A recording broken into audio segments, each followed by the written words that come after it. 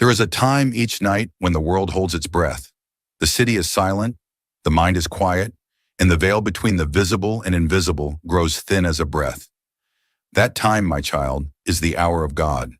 The sages of India called it Brahma Muhurta, the time of the spirit. It is not chosen by men, nor enforced by law, but written into the fabric of the cosmos. It begins around 4 a.m., when the vibrations of the earth are pure, undisturbed, unpolluted by human restlessness.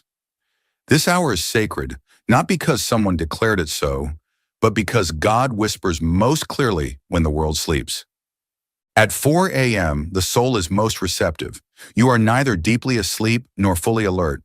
You dwell in that mystical borderland where dream and wakefulness kiss. In that space, the subconscious yields to the superconscious. Divine intuition can rise without interference. The ego is quiet. The emotional tides are still. And what remains is the perfect stillness where the Infinite One can speak to you without distortion. That is why the masters, ancient and modern, awoke before the sun, not out of discipline alone, but out of divine intimacy.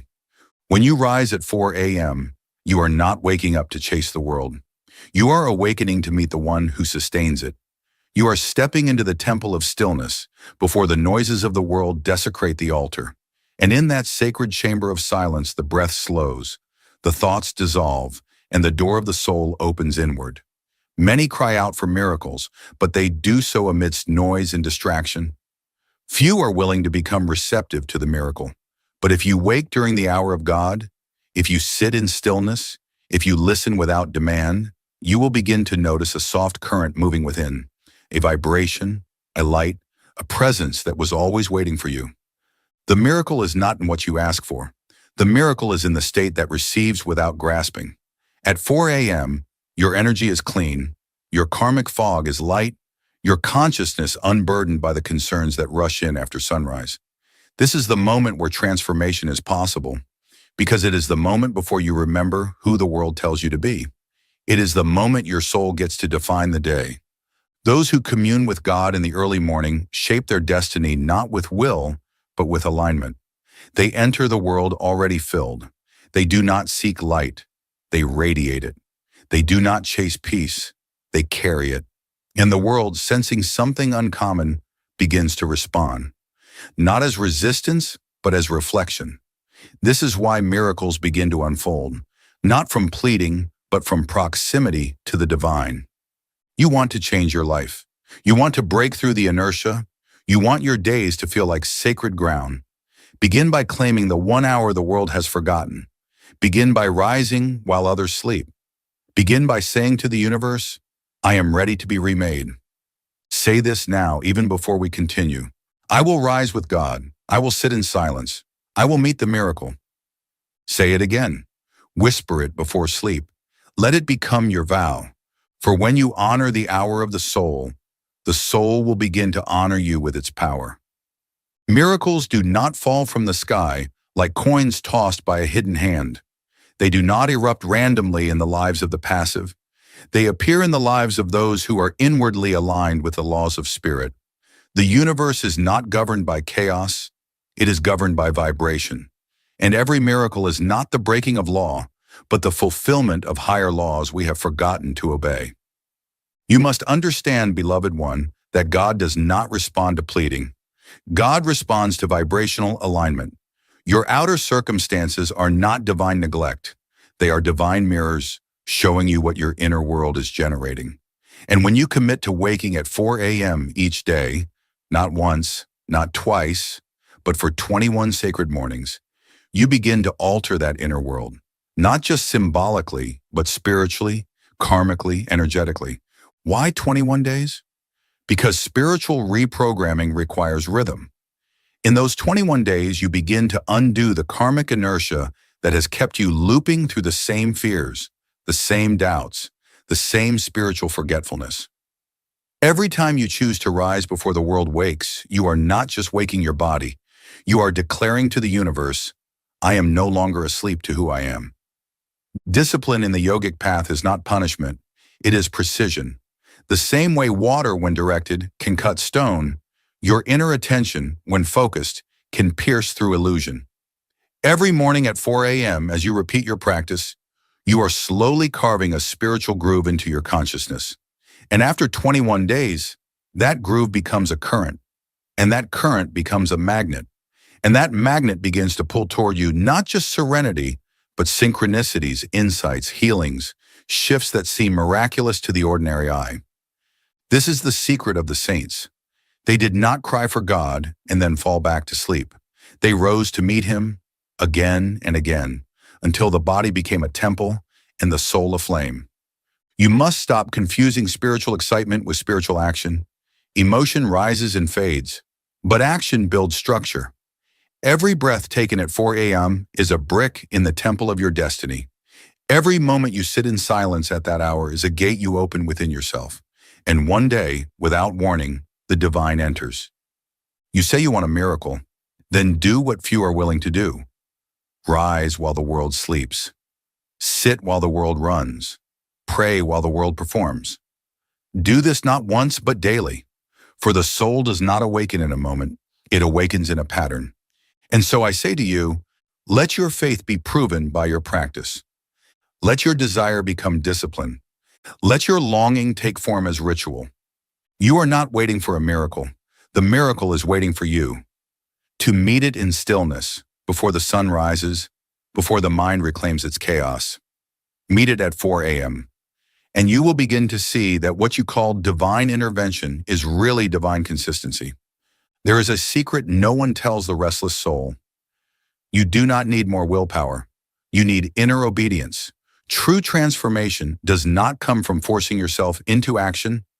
It comes from surrendering to the rhythm of your own soul. And every soul has a sacred rhythm. Every soul already knows how to align with the infinite. It is not that you are incapable. It is that the noise of the ego has trained you to forget. At 4 a.m., you stand at a holy intersection. Your ego is asleep. Your habits have not yet awakened. Your excuses are not yet loud. In that silence, the soul whispers. The divine calls, not with thunder, but with stillness. It says, come, sit, listen, align. But alignment requires obedience, not to dogma, not to the voice of outer authority, but to the inner promptings of the spirit. Obedience is the soul's willingness to respond to God's rhythm, even when it defies logic or comfort. When the alarm rings at 4 a.m. and the mind says, not today, obedience is the quiet rising anyway. When the body aches for more sleep, obedience bows before the altar of stillness, not as self-denial, but as devotion. For those who follow the divine will with devotion soon find themselves walking in a flow that others call miraculous. But how can you obey what you cannot hear? That is why you must rise in the hour when your ego is least dominant. The earlier you awaken, the thinner the veil between your consciousness and the guidance of the infinite. This is not superstition, it is spiritual science. The more you align your personal rhythm with the cosmic rhythm, the more life itself begins to conspire in your favor. And yet even the desire to obey must be trained. For this, you must begin with small vows. At 4 a.m., say aloud, I obey the will of the soul, not the cries of comfort. I rise not to suffer, but to remember who I am. I follow the rhythm of the infinite, and it shall carry me to miracles. With every morning you honor this obedience, your old self begins to dissolve. The self that needed chaos to feel alive. The self that waited for signs but never made space for them. That self will fade. And what remains is clarity, and with clarity comes joy. Not the joy of emotional highs, but the joy of spiritual trust. You must learn to trust the unseen, to obey without evidence, to follow the prompting without reward, because obedience is not about control, it is about resonance. When you live in resonance with the divine, your life no longer feels like struggle. It feels like surrender into a current that carries you exactly where you were always meant to be. Say now, I choose inner obedience over outer chaos. I rise in rhythm with the infinite. I align, therefore I attract. And so when you rise tomorrow, let it not be with effort. Let it be with reverence. For the one who obeys the soul walks in the footsteps of the miraculous.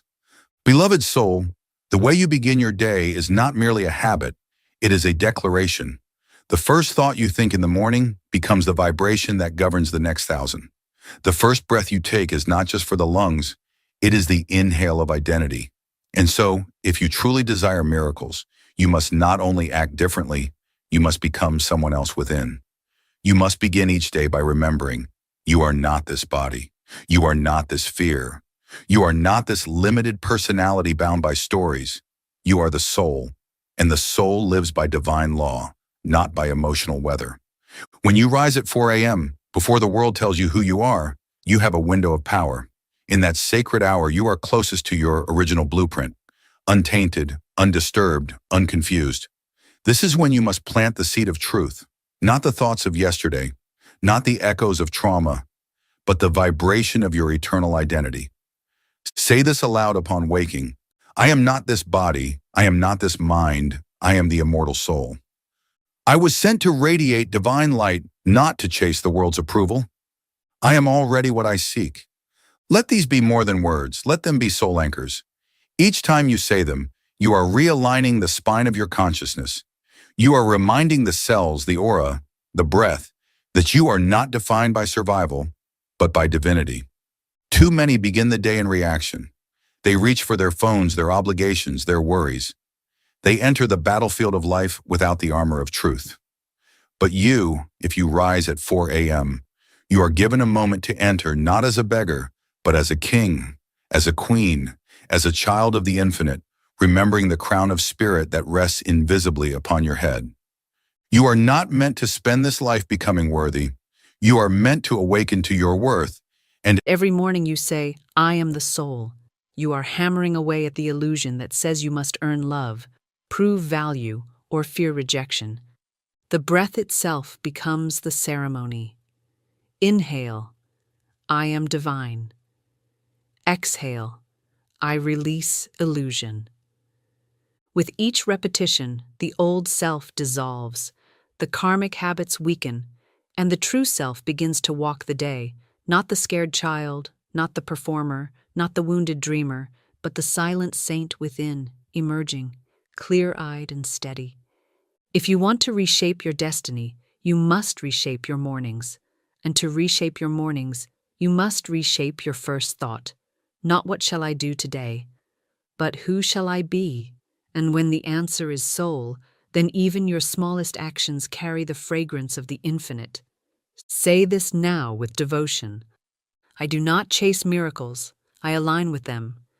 Each breath raises me, each thought aligns me. Each day prepares me for divine remembrance. This is the beginning of a new identity. This is the vibration from which miracles are inevitable. A. The 5-part 4, AM practice, creating the field for divine intervention. You have asked, what do I do at 4 a.m.? How do I sit before the invisible? What shape should my devotion take? Hear me now, for I do not give you these instructions as ritual for its own sake, but as the structure through which the infinite enters. For even water needs a vessel to be poured into. These 5 actions are not random. They are the scaffolding of spiritual magnetism. 1. Awakening with stillness. When your eyes first open, do not move. Do not speak. Let no noise enter your body before God does. Remain in bed or sit upright, motionless. Let the silence of the hour become your sanctuary. Feel the breath. Sense the soul re-entering the temple of your awareness. And say inwardly, I am awake with God. I do not rush to the world. This is your entrance into holy stillness, the condition that magnetizes divine presence. 2nd spine awakening breathwork. Sit with a straight spine, your body relaxed but alert, like a flame rising toward heaven. Close your eyes and begin to breathe deeply, not to control the breath, but to become aware of it. As you inhale, visualize light rising from the base of your spine to the point between the eyebrows, the seat of Christ consciousness, the spiritual eye. As you exhale, imagine that light dissolving into the infinite. Do this for several minutes. This breathwork awakens your subtle spine, the astral pathway through which divine awareness flows. It is the staircase of ascent. You are not just breathing, you are climbing the ladder to God. Third mantra repetition. Now, with eyes gently uplifted to the spiritual eye, begin repeating a sacred phrase, either silently or aloud. I give you two options. Aum Guru, the vibration of the infinite united with divine guidance. Reveal thyself, a direct call to the beloved to unveil his presence. Repeat the mantra slowly, deliberately, 108 times if you are able. Use mala beads if you wish, or simply the rhythm of your breath. This is not just repetition, it is vibrational entrainment. Your whole being begins to resonate with what you invoke. Let the mantra soak into your aura like sunrise into a still lake. Fourth, affirmative declaration. Now speak aloud with the authority of your soul, not as a wish, but as a knowing. Each breath raises me. Each thought aligns me. Each moment is the unfolding of the divine. These declarations install your new identity, not in intellect, but in vibration. They reprogram the subconscious to become a receiver of grace, not merely a reactor to fear. Fifth, spiritual eye meditation. Finally, return to stillness. Let go of breath, of effort, of thought. Sit quietly, your gaze lifted to the spiritual eye. Do not try to force visions, simply observe. The longer you stay in silent awareness, the more receptive you become. This is where the miracle may enter, not in fireworks, but in vibrational shifts so subtle they remake your destiny silently. If nothing happens, remain faithful. For silence is often the language of the soul, and to those who persist, the spirit reveals itself, not as a stranger, but as your own self returned. B. Post-practice integration. Anchor the frequency into the day. After your practice is complete, do not leap into activity. Stay seated or move slowly. Let the vibrations settle into your being like sacred oil soaking into cloth. Then, take a journal and write one thing. What did I hear, feel, or remember today? Even if it is only a phrase, an image, a color, write it. These are the breadcrumbs of divine communication. Over time, patterns will emerge, synchronicities will follow, miracles will begin not in flashes, but in patterns of perception that alter your walk through the day. Now write a soul vow, just one line each morning, a statement that becomes your energetic command to the universe. Examples: I will remember who I am today. I choose God over fear. I walk as a magnet for divine order. Let this soul vow be your energetic imprint for the day. Let it guide your choices, your speech, your presence. Then, close the practice with one final breath. Inhale, I am the soul. Exhale, let this day serve my divine remembrance. Now you are ready, not to conquer the world, but to walk through it as a living altar. If you do this for 21 mornings, without fail, without haste, without bargaining, you will begin to notice what others call miracles. But you will not be surprised, because you will realize miracles do not come to the worthy, they come to the prepared. Say it now. For 21 days I rise. For 21 days I remember. For 21 days I let the miracle enter. You are not begging the universe. You are preparing your inner temple for the divine to walk in. Beloved soul, the final step is the most sacred. To seal your commitment with the power of spoken word and the intention of the heart. For no vow, no promise, no sacred action is complete until it is made public, not for others' eyes, but for your own soul's recognition. This is the declaration that transforms ritual into revolution, practice into transformation. Say aloud with conviction, for 21 mornings I will rise at the hour of God. For 21 mornings I will sit in stillness and listen. For 21 mornings I will align my breath, my thought, and my soul with the infinite. Do not speak these words lightly. Speak them as one who knows the weight and power of sacred obedience. Let the vibration of your voice carry beyond this moment into the unseen realms where your higher self awaits your fidelity. And now I invite you to write, in the space below, your own sacred vow. It need not be long or eloquent. It need only be true and from the heart. For example, I will rise at 4 a.m. and become a magnet for divine miracles. Or simply, I commit to the hour of God. When you write this, you are not merely signing a paper. You are casting an energetic beacon. You are telling the universe, and most importantly your soul, that you have chosen to partner with the divine in your own awakening. And with this partnership comes blessing. May your mornings become your miracles. May your breath become your altar. May your 21 days become your rebirth. This is no empty promise. It is the living law of spirit. When you honor the hour God has set, God honors your devotion with unseen grace. So rise, beloved, rise before the dawn. Sit in stillness, breathe in light, and watch as miracles begin to move through your life, not as random chance, but as the natural fruit of obedience and alignment. Om Shanti. Peace be unto your soul. This eclipse isn't coming to frighten you, it's coming to free you. While others run in fear from the shadow, I want to teach you how to dance in it. Because you see, my dear devotee, what appears as darkness to the unawakened eye is actually concentrated light to the prepared soul. Let me show you how to prepare. My beloved friend, I am so deeply happy you are here with me today. You know, in all my years of guiding precious souls toward the divine beloved, walking alongside seekers from every corner of this beautiful earth, I have noticed something absolutely beautiful about the way the universe works.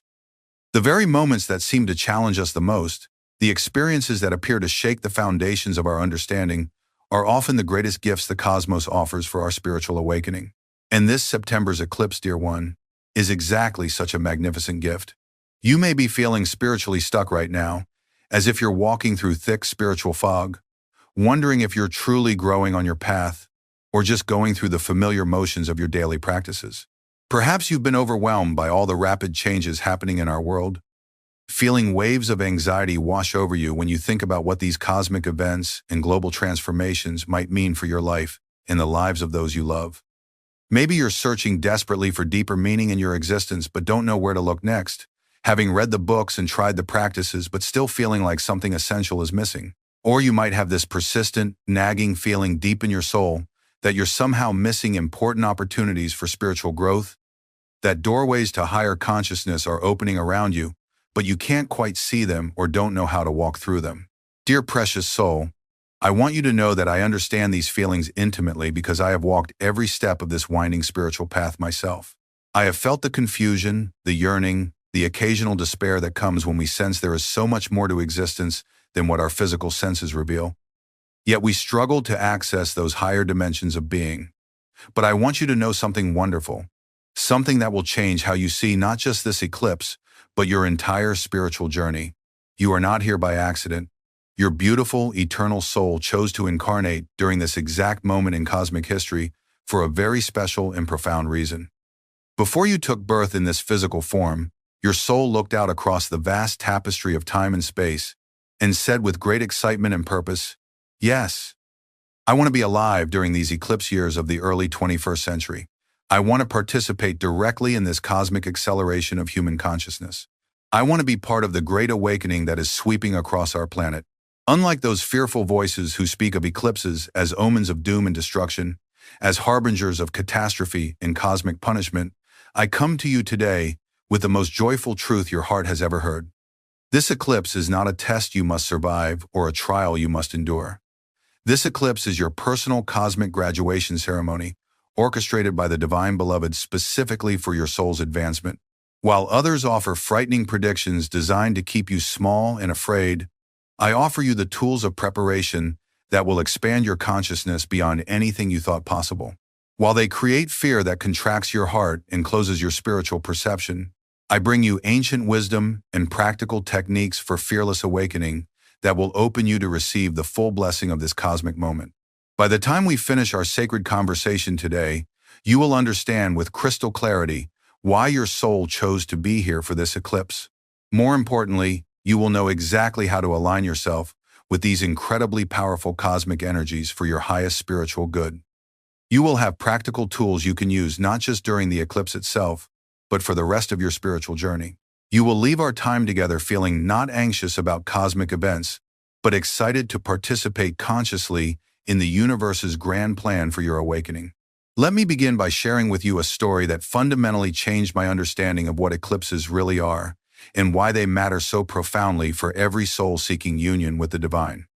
This happened many years ago when I was blessed to sit with my beloved guru, Sri Yukteswar Giri, during a powerful total solar eclipse that passed over our ashram in India. I was much younger then, still in the early stages of learning the deeper mysteries of cosmic consciousness and the intricate relationships between celestial events and spiritual evolution. My understanding was largely intellectual at that point. I had read the ancient texts that spoke of eclipses as times of heightened spiritual opportunity, but I had not yet experienced their transformative power directly. As the day of the eclipse approached, I found myself feeling a strange mixture of anticipation and uncertainty. There was definitely something different in the energy around our ashram. The very air seemed to vibrate with an unusual intensity. Birds behaved differently. Even the plants seemed more alert, as if they too were preparing for something extraordinary. On the morning of the eclipse, I joined my guru in his meditation garden well before dawn.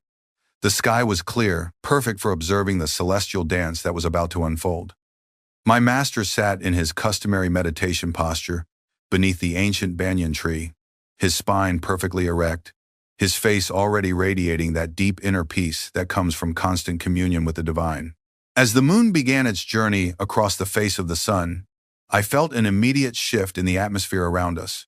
It wasn't just the gradual dimming of light, though that was certainly profound. There was an almost electric quality to the air, as if invisible doors were opening between dimensions, as if the normal barriers between the physical and spiritual worlds were becoming permeable. I found myself feeling slightly overwhelmed by these sensations and whispered to my guru, "Master, what is happening here? Should we be concerned about this cosmic event? I feel such powerful energies moving, and I'm not sure how to respond to them." Without opening his eyes, Sri Yukteswar smiled with such radiant joy that his face seemed to glow even brighter as the external light continued to fade around us. He spoke in that gentle, musical voice that always carried the authority of direct spiritual experience. "Yogananda, my dear child, watch very carefully what is happening both outside and inside. The external shadow you see in the sky is revealing the internal light you carry in your soul." He paused, allowing me to absorb this initial teaching, then continued with words that would transform my understanding forever. "What you are witnessing in the heavens is a perfect symbol, a cosmic teaching story about what must happen in every soul's journey back to God realization. The ego self, represented by the moon, must pass directly in front of the divine self, represented by the sun, creating what appears to the untrained eye to be darkness and obstruction." As he spoke, I began to see the eclipse with entirely new eyes. "But this temporary shadow," he continued, "this apparent blocking of the light, is not the enemy of illumination. It is the very condition that allows us to perceive the corona, that magnificent ring of divine light that was always present around the sun, but completely invisible when the sun's surface was too bright for our eyes to bear." The profundity of this metaphor struck me like lightning. I realized that all the challenges in my spiritual life, all the moments when I felt God's presence was hidden from me, were actually opportunities to discover deeper layers of divine light that I couldn't perceive during the easier, brighter times. As I sat there absorbing this teaching, something extraordinary began to happen in my own meditation. Instead of experiencing the eclipse as an external event that I was observing, I began to feel it as an internal spiritual process. The dimming of the outer light corresponded with an intensification of inner illumination. It was as if the shadow of the eclipse was actually revealing layers of consciousness within my own being that I had never perceived before. During the minutes leading up to totality, I felt my ordinary sense of individual identity becoming lighter, more transparent. The boundaries between Yogananda the person and the cosmos itself began to dissolve. I was no longer a separate being watching an eclipse. I was consciousness itself, experiencing its own divine play of revelation and concealment. Then came the moment of totality, when the sun was completely hidden behind the moon. What happened next defies adequate description in human language, but I must try to share it with you because it illustrates the incredible spiritual potential that eclipses offer to prepared souls. My individual consciousness dissolved completely into what the ancient scriptures call Turiya, the fourth state of consciousness beyond waking, dreaming, and deep sleep. For those precious minutes of totality, I experienced directly what I had only understood intellectually before, that the apparent separation between individual self and universal self is nothing more than a convincing illusion. I was not Yogananda looking at an eclipse. I was the eclipse itself. I was the moon, the sun, the earth, and the space between them. I was the darkness and the light, the concealment and the revelation. I was the eternal witness of all cosmic events, and simultaneously the events themselves.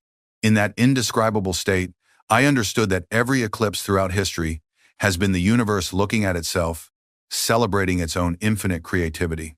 When the eclipse moved toward completion and normal sunlight began to return, I remained in that expanded state of cosmic consciousness for many hours. The experience had burned away layers of spiritual ignorance that I didn't even know I was carrying. I understood then, with the certainty that comes only from direct experience, why the ancient masters had spoken of eclipses as supreme opportunities for spiritual breakthrough. These celestial events are not mere astronomical curiosities or random cosmic accidents. They are carefully orchestrated divine initiations, cosmic invitations extended to every soul that has developed sufficient spiritual receptivity to receive their transformative power. But let me share with you another story, one that my guru told me that very same day, because it illustrates the other side of this cosmic opportunity. What happens when fear prevents us from receiving the gifts that eclipses offer? He told me about a devoted female student who had lived several decades earlier, a woman of absolutely sincere heart who had been preparing diligently for spiritual realization for many years. She meditated faithfully every morning and evening, lived a life of selfless service to others, studied the sacred scriptures with dedication, and maintained the highest moral and ethical standards. Her guru had often told her that she was very close to a major spiritual breakthrough. This sincere seeker had developed genuine love for God and demonstrated remarkable discipline in her spiritual practices. She had purified her diet, simplified her lifestyle, and cultivated the qualities of compassion, humility, and devotion that are essential for God realization. By all outer measures, she was an exemplary spiritual student, ready for the next level of awakening. Then came news of a powerful total solar eclipse that would pass directly over her region. The ancient astrological texts and spiritual commentaries all indicated that this particular eclipse would carry extraordinary potential for consciousness expansion.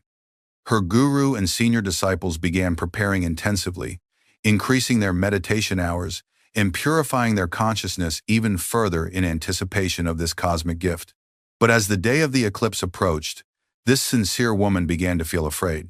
She had heard stories from village elders about eclipses bringing bad luck, terrible accidents, and spiritual disturbances. Despite her years of spiritual training, despite her guru's repeated assurances that this eclipse was a blessing rather than a curse, fear began to dominate her thinking. She started to imagine all sorts of terrible things that might happen during the eclipse. What if she lost her mind during the intense cosmic energies? What if dark forces took advantage of the unusual celestial configuration to attack her spiritually? What if the eclipse triggered some terrible karma from her past lives? These fearful thoughts, once they began, seemed to multiply and intensify with each passing day. Instead of embracing this moment as the culmination of her years of spiritual preparation, instead of recognizing it as the cosmic opportunity her soul had been waiting for, she allowed fear to build an impenetrable wall around her consciousness. When the day of the eclipse arrived, rather than joining her guru and fellow disciples in meditation to receive the cosmic blessing, she closed all the curtains in her home, locked her doors, and spent the entire eclipse period in fearful prayer, begging God to protect her from what she believed was a dangerous and potentially harmful celestial event. My guru's eyes grew infinitely tender with compassion as he continued this story. What this precious soul didn't understand, he said with such love in his voice, was that her years of sincere spiritual practice had prepared her consciousness perfectly for this moment of cosmic grace. The eclipse energies would have catalyzed her awareness and lifted her directly into the divine union she had been seeking all her life. But fear created a barrier so thick that even the most powerful cosmic forces could not penetrate it. He explained that fear, when it reaches a certain intensity, actually creates what could be called a spiritual force field that repels the very blessings we most need. It's not that God or the cosmic forces become angry with us or decide to withhold their grace. Rather, fear contracts our consciousness so tightly that we become temporarily incapable of receiving what is always being offered freely. The woman continued to live for many more years after that eclipse, continuing her spiritual practices with the same dedication and sincerity as before. She remained a good person, a loving person, a person genuinely devoted to finding God. But for the rest of her life, she carried a subtle sense that something precious had eluded her, some golden opportunity that had somehow slipped through her fingers. It wasn't until her final years that a visiting sage helped her understand what had really happened during that eclipse. The cosmic event hadn't been a spiritual test to survive or endure. It had been an invitation to soar into the highest realms of consciousness. Her years of preparation had been perfectly adequate. What had prevented her breakthrough was not any spiritual inadequacy, but simply the choice to respond to a divine invitation with fear instead of faith. This story touched my heart so deeply because I realized how easily any of us could make the same mistake. We can spend years, even lifetimes, preparing for spiritual advancement, purifying our consciousness, and developing our inner faculties, then miss the very moments when the universe opens its doors widest to welcome us home to our true nature. The tragedy is not that we're punished for missing these opportunities. Divine Mother is infinitely patient and compassionate, and there will always be other chances. The tragedy is simply that we postpone our own joy. We delay our own liberation. We choose to remain in limitation when expansion is being offered freely. But now let me share with you what happened to me personally during my most transformative eclipse experience, because this will show you the incredible potential that awaits when we approach these cosmic events with proper preparation and the right spiritual attitude. This occurred several years after my time with Sri Yukteswar, when I was living at our Self-Realization Fellowship Retreat Center in California, spending long hours in deep meditation and intensive spiritual practice. I had received word that a total solar eclipse would pass directly over our location, and instead of viewing this as a distraction from my regular spiritual routine, I decided to make it the centerpiece of the most intensive meditation retreat I had ever undertaken. For 6 weeks beforehand, I prepared my consciousness through extended meditation sessions, sometimes sitting in samadhi for 8 to 10 hours at a time. I simplified my diet even further, taking only fruits and milk to keep the body light and the mind clear. I increased my pranayama practice, working with the subtle life energies to purify the nervous system and prepare it to handle intense spiritual experiences. I spent hours each day in prayer, not asking for anything specific, but simply opening my heart wider and wider to receive whatever Divine Mother wanted to give me through this cosmic event. During these weeks of preparation, I began to sense that something extraordinary was building in the subtle dimensions. It wasn't just my own consciousness that was shifting. It felt as if the entire fabric of reality around our retreat center was becoming more malleable, more responsive to spiritual intention. Other residents of the center reported unusual dreams, spontaneous meditative experiences, and in general sense that something significant was approaching. On the morning of the eclipse, I entered my meditation room while it was still completely dark outside and began what would become a continuous meditation lasting throughout the entire celestial event and for many hours afterward. I had prepared everything in advance so that I could remain in unbroken meditation, water nearby in case my body needed it, but positioned so I could drink without opening my eyes or breaking my concentration. As dawn approached, I felt my consciousness naturally beginning to expand beyond its normal boundaries. Even before the eclipse began, I could sense the approaching cosmic energies like a sailor feels an approaching storm through subtle changes in the wind and atmosphere. There was a quality of heightened spiritual electricity in the air that made every cell in my body tingle with anticipation. When the moon began its journey across the face of the sun, the external dimming seemed to correspond perfectly with an internal brightening. It was as if the reduction of outer light was somehow concentrating and intensifying the inner light of consciousness itself. As the eclipse progressed toward totality, I felt layer after layer of ordinary awareness peeling away like the skins of an onion. First to dissolve was my sense of being located in a particular physical body. My awareness expanded to fill the entire meditation room, then the building, then the grounds of the retreat center. But this wasn't just imagination or visualization. It was direct, immediate experience of consciousness without boundaries. Next to dissolve was my identification with being a particular person named Yogananda with a specific history and personality. These aspects of identity didn't disappear entirely, but they became like distant memories, like roles I had once played in a cosmic drama but was no longer actively performing. As totality approached, even my sense of being human dissolved into something infinitely vaster. I began to experience myself as pure consciousness itself, the very awareness in which all experiences arise and pass away. I was the space in which the eclipse was occurring, the eternal witness of all cosmic events throughout time. Then, at the precise moment of totality, when the sun was completely hidden behind the moon and the world was bathed in that otherworldly twilight that only occurs during total eclipses, something utterly indescribable happened. My individual consciousness didn't just expand, it exploded into infinity. I was the eclipse and everything it touched. I was every person on Earth experiencing this cosmic event. I was the moon casting its shadow and the sun radiating its hidden light. I was the ancient civilizations that had watched eclipses with awe and the future generations who would witness eclipses yet to come. I was the cosmic intelligence that choreographs the dance of planets and stars and the eternal love that holds all of creation in its embrace. In that state, I understood with absolute certainty that consciousness is not produced by the brain or contained within individual bodies. Consciousness is the very fabric of reality itself, the invisible foundation upon which all experiences are woven. Individual minds are like waves on the ocean of universal consciousness. They appear to be separate, but they are actually temporary modifications of the one eternal awareness. I also understood why eclipses have such profound spiritual significance. These celestial events create what could be called cracks in the cosmic egg, moments when the normal veils between dimensions become transparent.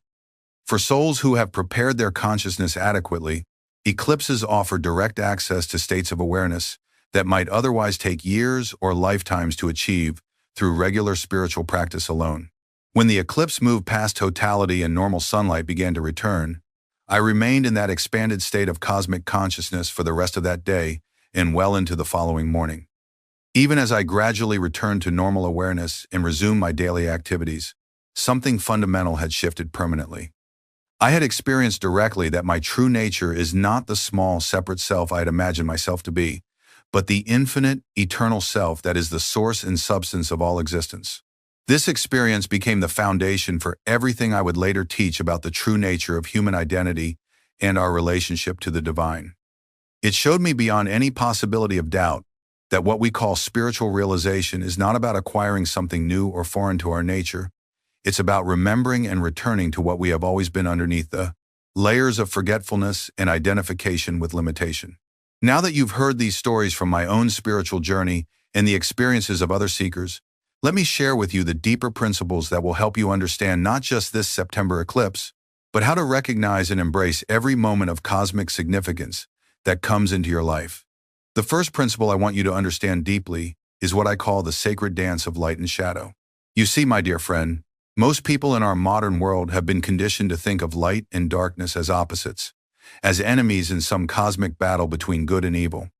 But this dualistic understanding keeps us trapped in spiritual adolescence, when we are meant to mature into the recognition of unity underlying all apparent opposites. An eclipse teaches us perhaps the most beautiful and profound truth about the nature of spiritual evolution. The shadow is not the enemy of light. It is light's perfect partner in a cosmic dance of revelation and discovery.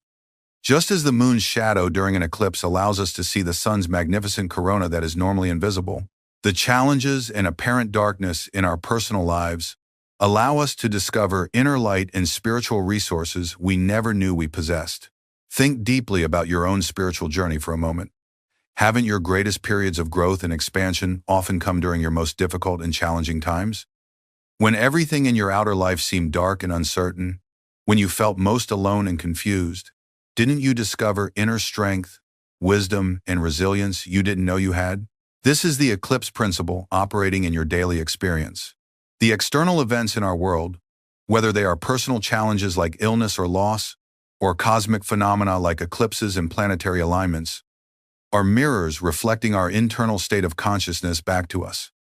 They are opportunities for the universe to show us aspects of ourselves that we might not notice during calmer, more ordinary times. When we learn to see an eclipse not as something happening to us that we must passively endure, but as something revealing through us the eternal dance of consciousness itself, we begin to participate consciously in creation rather than just observing it from the sidelines. We become co-creators with the divine rather than victims of circumstance. This shift in perspective changes everything about how we approach not just eclipses, but every experience in our lives. Difficulties become opportunities for discovering hidden strengths. Uncertainties become invitations to deepen our faith and trust in the underlying intelligence of existence. Even apparent failures become stepping stones to greater wisdom and compassion. The shadow teaches us about the light in ways that constant brightness never could. Without contrast, we might take our blessings for granted. Without challenges, we might never discover the depths of our own spiritual resources. The eclipse shows us that what we sometimes fear as darkness is actually concentrated light, temporarily veiled to create the perfect conditions for revelation.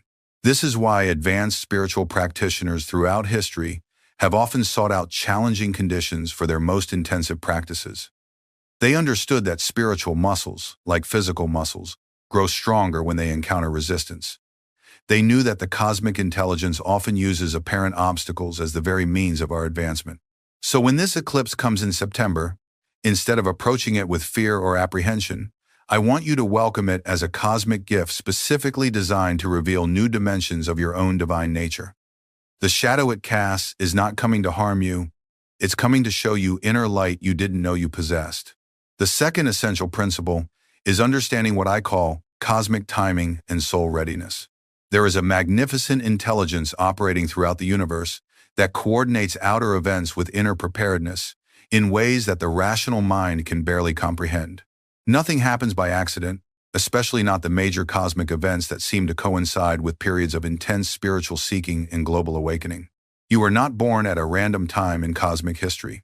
Your eternal soul, in its infinite wisdom, looked forward through the vast expanse of time and space and chose very deliberately to incarnate during this specific period of accelerated cosmic activity. Your soul examined all the potential opportunities for growth and awakening that different historical periods might offer, and it said with great excitement and purpose, yes, I want to be alive during the great eclipses and cosmic alignments of the early 21st century. I want to participate directly in this unprecedented acceleration of human consciousness that is occurring on planet Earth. I want you to really feel the profound significance of this truth, dear one. Your presence here, listening to these words right now, reading about eclipse preparation and spiritual awakening is not a coincidence. It is evidence of your soul's readiness for the transformations these cosmic events are designed to catalyze. But readiness doesn't mean we're already perfect, or that we won't face challenges along the way. Spiritual readiness means we have developed enough inner strength and wisdom to use challenges as stepping stones, rather than allowing them to become stumbling blocks. It means we're prepared to see cosmic events as opportunities for awakening rather than threats to our security and comfort. The universe operates on perfect timing, but we must learn to recognize and cooperate with this divine timing rather than fighting against it or trying to force things to happen according to our personal preferences and timetables. Spiritual ripeness is very much like fruit ripeness. It cannot be artificially forced or hurried, but when the moment is exactly right, transformation happens naturally, joyfully, and with surprising ease. This is why some people can meditate for decades with only gradual progress, then suddenly experience a quantum leap in consciousness during a powerful cosmic event like an eclipse. It's not that their previous efforts were wasted. Every moment of sincere spiritual practice has been preparing them for this moment of breakthrough. The eclipse simply provides the final catalyst that allows all their accumulated spiritual work to suddenly crystallize into direct realization. Think of it like filling a bucket with water, drop by drop, over many years. Each drop represents a meditation session, an act of kindness, a moment of selfless service, a choice to respond with love instead of fear. For a long time, it might seem like nothing dramatic is happening, just steady, gradual accumulation. But then comes the eclipse, like the final drop that causes the bucket to overflow. Suddenly, all the previous preparation manifests as a flood of spiritual awakening. This is why it's so important not to judge your spiritual progress by comparing yourself to others or by expecting constant dramatic experiences. Trust that every sincere effort you make is preparing you for your own perfect moment of cosmic receptivity. Trust that your soul knows exactly what it's doing by choosing to be here during these times of intense planetary transformation. The third fundamental principle is mastering the sacred art of receptivity and divine grace. Here's something absolutely beautiful. I want you to understand about how cosmic energies interact with human consciousness. These powerful celestial events like eclipses don't force spiritual awakening upon us against our will. They offer it freely and wait patiently for us to open ourselves and receive what is always being given. Think of cosmic grace like rain falling equally upon the earth. The rain doesn't discriminate or play favorites. It falls with equal abundance on fertile gardens and barren deserts, on receptive soil and hardened stone. But only the seeds that have been planted in properly prepared earth, soil that has been cultivated and made ready to receive moisture, can sprout and grow into beautiful plants and nourishing food. Your spiritual practices, your daily meditation, your sincere desire for truth, and your efforts to live with love and compassion, these activities prepare the soil of your consciousness to receive the rain of cosmic grace that is always falling. The eclipse doesn't create this grace. It simply intensifies it and makes it more readily available to those who know how to open themselves to receive it. But here's something crucial to understand about working with powerful spiritual energies, like those present during eclipses. These cosmic events tend to amplify whatever tendencies are already present in our consciousness. If we approach an eclipse with fear, anxiety, or spiritual arrogance, those negative qualities can be intensified and magnified. But if we prepare ourselves with humility, love, genuine yearning for divine truth, and selfless service to others, those beautiful qualities are amplified instead. This is why proper preparation is so essential. We don't prepare for an eclipse because the cosmic energies are dangerous or harmful. We prepare because we want to ensure that what gets amplified in our consciousness is our highest and most beautiful qualities rather than our fears and limitations. The key to working skillfully with eclipse energies is maintaining what the ancient masters called divine equanimity, remaining peacefully centered and balanced, even when experiencing very intense spiritual phenomena. This doesn't mean being emotionally flat or unresponsive to the profound energies moving through you. It means maintaining the deep inner knowing that you are the eternal soul having a temporary eclipse experience, not a temporary personality being overwhelmed by cosmic forces beyond your control. When you can maintain this perspective, eclipse experiences become incredibly beautiful and transformative rather than overwhelming or frightening. You remain the calm center around which the cosmic energies dance, appreciating their power and beauty while never losing touch with your own essential stability and peace. This quality of divine equanimity is something you can cultivate in your daily life, not just during eclipses. Every time you face a challenging situation with calmness and wisdom, instead of reacting with fear or anger, you're developing the spiritual muscles you'll need to handle the intensified energies of cosmic events. Every time you choose love over fear, trust over worry, or service over selfishness, you're preparing your consciousness to be a clear channel for divine grace. Understanding these principles intellectually is wonderful and necessary, my dear friend, but Divine Mother doesn't want you to just think about these truths. She wants you to experience them directly and personally. Let me give you the specific, practical tools that will help you make this September eclipse a genuine doorway to higher consciousness and lasting spiritual transformation. The first practice I want to teach you is what I call eclipse preparation meditation. This is a special form of meditation that you should begin at least 4 weeks before the eclipse occurs, practicing it daily to gradually attune your consciousness to the cosmic energies that will be at their peak during the eclipse itself. Beginning each morning 2 hours before sunrise, when the spiritual atmosphere is naturally most conducive to deep meditation, I want you to set aside at least 30 minutes for this preparation practice. Start by creating a sacred space in your home where you can meditate without interruption. This doesn't need to be elaborate or expensive. Simply a quiet corner where you can sit comfortably, perhaps with a candle or picture that reminds you of divine light and love. Begin your meditation with 5 very deep, conscious breaths. But don't just breathe mechanically. With each inhalation, imagine that you are drawing in pure divine light, cosmic intelligence, and universal love. With each exhalation, release completely any fears, anxieties, or concerns you might have about the upcoming eclipse or about your spiritual worthiness to receive cosmic blessings. After these preparatory breaths, practice this visualization that will attune you to eclipse energies in the most positive and receptive way possible. Imagine yourself sitting peacefully in a beautiful natural setting as the eclipse occurs overhead. See the shadow of the moon beginning to cross the face of the sun, but instead of experiencing this as darkness or obstruction, perceive it as a gentle, loving presence that is creating the perfect conditions for your spiritual awakening. Feel the shadow not as something foreign or threatening, but as the loving touch of Divine Mother herself, temporarily veiling the outer light so that you can discover the infinitely brighter inner light of your own true nature. As the imagined eclipse progresses toward totality in your visualization, feel your heart opening like a lotus flower in the morning sun, ready to receive whatever spiritual gift the universe most wants to offer your precious soul. During the peak of your visualization, when you imagine the sun completely hidden behind the moon, practice this powerful mantra with deep feeling and complete sincerity. I am ready to receive divine truth in whatever form serves my highest good. I welcome cosmic grace with an open heart and a surrendered mind. I trust completely in the perfect timing of my soul's evolution and awakening. Repeat this mantra not just as words, but as a genuine prayer from the deepest center of your being to the heart of all creation. Feel yourself making a sacred covenant with the universe, promising to use whatever insights and energies you receive during the eclipse for the benefit of all beings, not just for your personal advancement. End your preparation meditation by spending a few minutes in silent gratitude, thanking the divine for the opportunity to be alive during these extraordinary times, and for the countless blessings that are constantly flowing into your life, often unrecognized and unacknowledged. The second essential practice is what I call shadow integration work.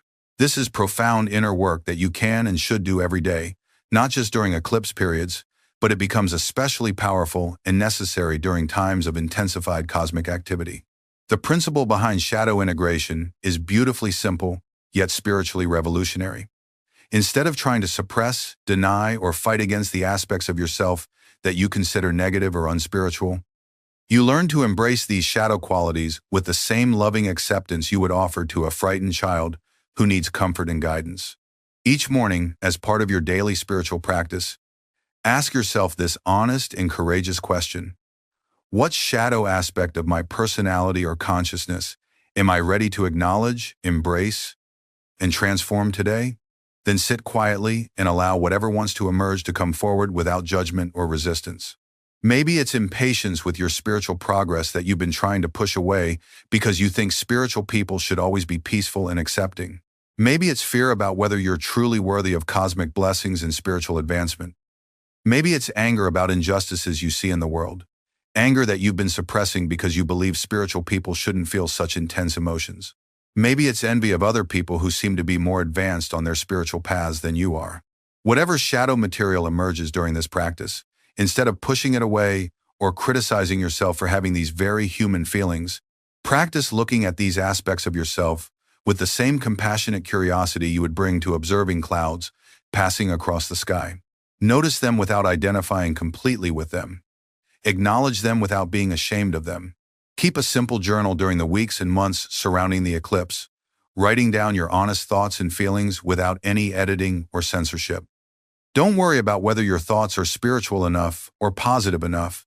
Just write truthfully about what you're actually experiencing rather than what you think you should be experiencing. As you continue this practice over time, you'll begin to notice certain patterns emerging. You'll see that many of your shadow qualities actually contain tremendous spiritual energy that has simply been misdirected or suppressed. When we learn to embrace these aspects of ourselves with love and understanding, instead of resistance and shame, they naturally transform into sources of strength, wisdom, and compassion. For example, anger about injustice can transform into powerful motivation for selfless service. Fear about your spiritual progress can become healthy humility and sincere surrender to divine guidance. Impatience with yourself can evolve into compassionate understanding of the gradual nature of all authentic growth and transformation. The goal of shadow work isn't to eliminate all challenging emotions or difficult personality traits that would actually make us less human and less capable of relating to others with genuine empathy. The goal is to bring conscious awareness to all aspects of ourselves so that we can choose how to express our full humanity in ways that serve love rather than fear. During eclipse periods, this shadow integration work becomes especially important because the intensified cosmic energies tend to bring unconscious material to the surface of awareness more rapidly than usual. Instead of being caught off guard by unexpected emotional reactions or psychological material that you thought you had already resolved, you can meet these experiences with the tools and perspective that shadow work provides. The third essential practice is post-eclipse integration, and this may actually be the most important of all the practices I'm sharing with you today. This is because the real spiritual work often begins after the dramatic cosmic moment has passed, and you're faced with the challenge of integrating whatever insights or energies you received into your daily life.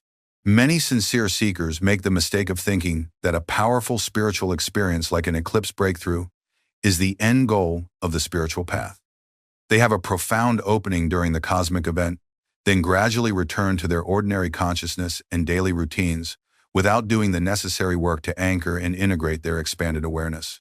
For at least 3 months after the eclipse, I want you to maintain extra meditation time beyond your normal practice. Even if you can only add 15 or 20 minutes to your daily sitting, this additional practice time will help you continue to access and stabilize whatever new levels of consciousness were opened during the eclipse itself. Pay very careful attention to your dreams during the post-eclipse period, as they often contain important messages and guidance that your ordinary waking consciousness might miss. Keep a dream journal next to your bed and write down whatever you remember immediately upon waking, even if the dream content seems strange or unrelated to your spiritual life. Often, the deepest teachings come through symbolic language that speaks directly to the soul, even when the rational mind doesn't immediately understand the meaning. Dreams during eclipse periods frequently contain what I call cosmic downloads, information and insights from higher dimensions of consciousness that are gradually filtering into your everyday awareness.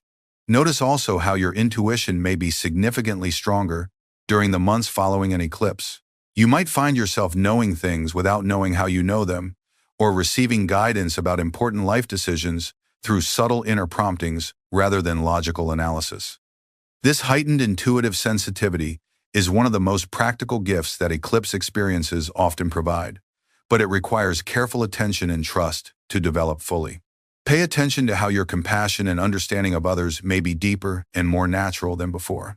Many people report that after a powerful eclipse experience, they find it much easier to see through surface personality differences to the divine essence that all beings share.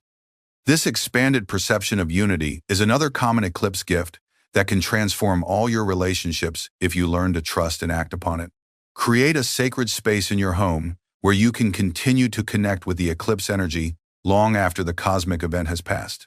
This doesn't need to be anything elaborate or expensive, perhaps just a quiet corner with a candle, a crystal or stone that you held during your eclipse meditation, and maybe a picture or symbol that reminds you of the expanded consciousness you experienced. The important thing is having a physical anchor, a tangible reminder of the spiritual opening you've experienced.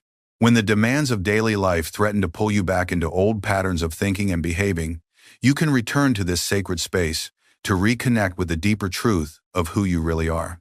Most importantly, during the integration period, seek out community with other souls who understand and support this path of conscious spiritual evolution.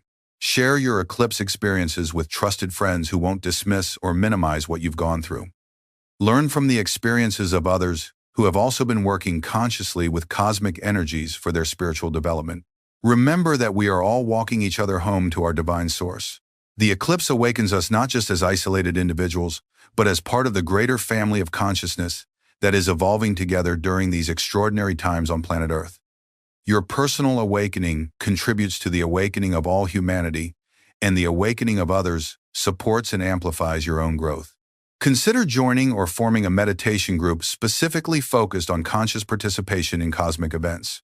Having regular contact with others who share your understanding of eclipses as spiritual opportunities rather than astronomical curiosities will help you maintain perspective during times when the dominant culture around you might not understand or support your expanded awareness.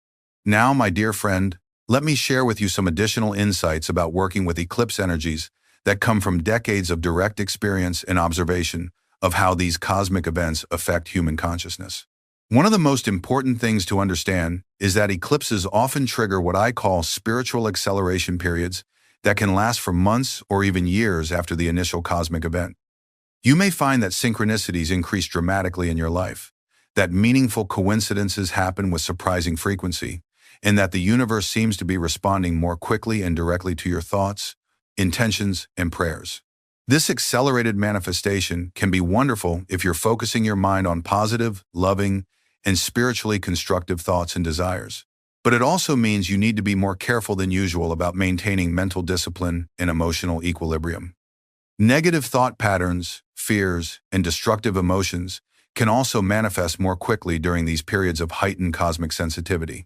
This is why the preparation work I've shared with you is so crucial. When you've done the inner work of identifying and integrating your shadow aspects, when you've cultivated genuine love and compassion as your predominant emotional states, when you've developed skill in maintaining divine equanimity, even during challenging circumstances, then the acceleration effects of eclipse energy become tremendous blessings rather than potential complications. Many people also experience what could be called cosmic healing during and after eclipse periods. Physical ailments that have persisted for years sometimes clear up spontaneously. Emotional wounds and psychological patterns that seemed resistant to change suddenly dissolve. Relationships that have been stuck in destructive cycles find new levels of harmony and understanding. This healing potential is one of the most beautiful gifts that eclipse energies offer, but it requires a specific approach to receive fully. Instead of approaching the eclipse with a list of things you want to be healed or changed, approach it with complete openness to receive whatever healing and transformation would serve your highest good, even if it's different from what your personality thinks it wants. Sometimes cosmic healing involves the removal of something from your life that you thought you wanted to keep: a relationship, a job, a living situation, or even certain personality traits that have become familiar but are actually limiting your growth. Trust that the cosmic intelligence knows better than your ordinary mind what needs to be released and what needs to be cultivated for your continued spiritual evolution. Other people experience what I call cosmic calling clarification during eclipse periods. If you've been uncertain about your life purpose, confused about what direction to take your career or relationships, or unclear about how to best serve the world with your unique gifts and talents, eclipse energies often provide remarkable clarity about these fundamental life questions. This clarity doesn't always come in the form of dramatic visions or supernatural revelations, though sometimes it does. More often, it manifests as a gradual but definite strengthening of your inner knowing about what truly matters to you and what directions will bring you the greatest fulfillment and opportunity for service. Pay attention to what activities and interests begin to feel more compelling in the months following the eclipse. Notice what kinds of service opportunities seem to appear naturally in your environment. Observe what types of people you find yourself drawn to collaborate with. These subtle shifts in attraction and interest often contain important guidance about how your life path may be evolving. Now let me address something that many sincere spiritual seekers worry about when preparing for eclipse experiences. Some people become concerned that they're not spiritually advanced enough to benefit from cosmic energies, that eclipses are only for highly developed masters and advanced practitioners who have already achieved significant levels of realization.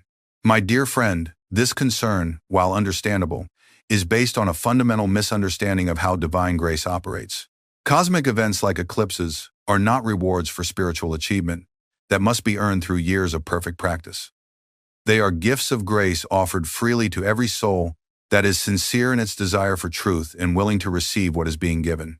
Some of the most profound eclipse awakenings I have witnessed have occurred in people who considered themselves spiritual beginners, people who had been meditating for only months rather than years, people who still struggled with basic challenges like maintaining regular practice or controlling their thoughts and emotions. What these people had in common was not advanced spiritual achievement, but rather genuine humility, sincere longing for divine connection, and the willingness to surrender their preconceptions about how spiritual awakening should look or feel. They approach the eclipse not with spiritual pride or elaborate expectations, but with a simple, open-hearted prayer: Divine Mother, please use this cosmic moment to give me whatever I need most for my spiritual growth, even if it's different from what I think I want. This attitude of humble receptivity is far more important for receiving cosmic blessings than any amount of technical spiritual knowledge or years of practice. The universe responds to the sincerity of our hearts, not the sophistication of our techniques or the length of our spiritual resumes. At the same time, I don't want you to misunderstand and think that spiritual preparation is unnecessary or unimportant. The practices I've shared with you, the meditation techniques, the shadow integration work, the cultivation of divine equanimity, these are essential for creating the internal conditions that allow you to receive and integrate cosmic blessings fully. Think of spiritual preparation like preparing soil for planting. You don't prepare the soil to earn the right to plant seeds. You prepare it to create the best possible conditions for the seeds to germinate and grow into healthy plants. Similarly, spiritual practices don't earn you cosmic blessings. They create optimal conditions in your consciousness for receiving and utilizing the grace that is always being offered. Another common concern that people have is about the timing and location of eclipse viewing. Some worry that they won't be in the path of totality, that they won't be able to see the eclipse directly, or that work and family obligations will prevent them from meditating during the exact moments of maximum eclipse.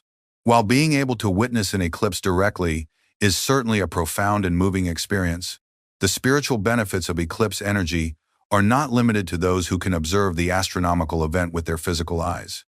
The cosmic forces that create eclipses operate on dimensions that transcend physical space and time. Your consciousness can attune to and receive eclipse energies regardless of your geographical location or your ability to see the eclipse itself. Some of the most transformative eclipse experiences I have heard about have occurred during meditation sessions conducted by people who were on the opposite side of the Earth from the actual eclipse path. What matters is not your physical proximity to the astronomical event, but your conscious intention to align your awareness with the cosmic energies that the eclipse represents and amplifies. If you are fortunate enough to be in a location where you can safely observe the eclipse directly, by all means do so, but approach the viewing as a form of meditation rather than mere entertainment. Use the visual experience of watching the moon cross the sun as a focal point for deeper contemplation of the cosmic principles the eclipse represents. But if circumstances prevent you from eclipse viewing, don't let that diminish your participation in this cosmic opportunity. Some of the most profound spiritual experiences occur in the inner dimensions of consciousness that are always accessible regardless of external conditions. The key is maintaining your intention to use this eclipse period for spiritual acceleration, regardless of what your outer circumstances might be. The universe will find ways to deliver the experiences and insights you're ready to receive, often through completely unexpected channels and in forms you might not have anticipated. Let me also address the question of group versus individual eclipse practice. Both approaches have their own unique advantages, and the choice often depends on your personality type and current life circumstances. Meditating with a group of like-minded souls during an eclipse can create what we might call a collective field of heightened consciousness that amplifies the spiritual effects for everyone involved. When multiple people are focusing their intention on spiritual awakening simultaneously, their combined energy often produces experiences that surpass what any individual might achieve alone. Group eclipse meditation also provides valuable community support and shared witness for whatever experiences unfold. Having others who understand and can relate to your cosmic opening can be tremendously helpful during the integration period that follows. However, individual eclipse practice also has distinct advantages. It allows you to go as deeply as your consciousness wants to go, without concern for maintaining awareness of others around you. It eliminates potential distractions from group dynamics and allows you to receive whatever personal guidance and healing your soul most needs without filtering it through group considerations. My recommendation is to follow your intuitive sense of what feels most appropriate for your current stage of development and life situation. If you feel drawn to group practice, seek out other sincere practitioners in your area or participate in one of the many virtual eclipse meditation gatherings that are now available through modern technology. If solitary practice feels more appealing, Create a beautiful private ritual that honors the cosmic significance of the moment while allowing you complete freedom to explore whatever inner territories want to open. Some people also choose to combine both approaches, participating in group meditation during part of the eclipse period and spending other portions in private contemplation. Trust your inner guidance about what will serve your spiritual growth most effectively. As we begin to approach the conclusion of our time together today, I want to share with you some final insights about the larger cosmic context in which this September eclipse is occurring. This is not just an isolated astronomical event, but part of a much larger pattern of cosmic acceleration that is affecting the spiritual evolution of our entire planet. We are living during what many ancient traditions prophesied as a time of great awakening, a period when the veils between dimensions would become thin, and when unprecedented numbers of souls would have opportunities for rapid spiritual advancement. The eclipses, planetary alignments, and other cosmic events of our era are all part of this larger pattern of accelerated evolution. Your individual participation in eclipse energy is not just about your personal spiritual growth, though that is certainly important. By consciously aligning yourself with these cosmic forces for the purpose of awakening, you are also contributing to the overall elevation of human consciousness on our planet. Every person who approaches an eclipse with love instead of fear, with curiosity instead of anxiety, with spiritual intention instead of mere astronomical interest, adds to the collective field of awakened awareness that is gradually enveloping our Earth. Your personal transformation ripples outward to touch the lives of everyone you encounter, often in ways you may never consciously recognize.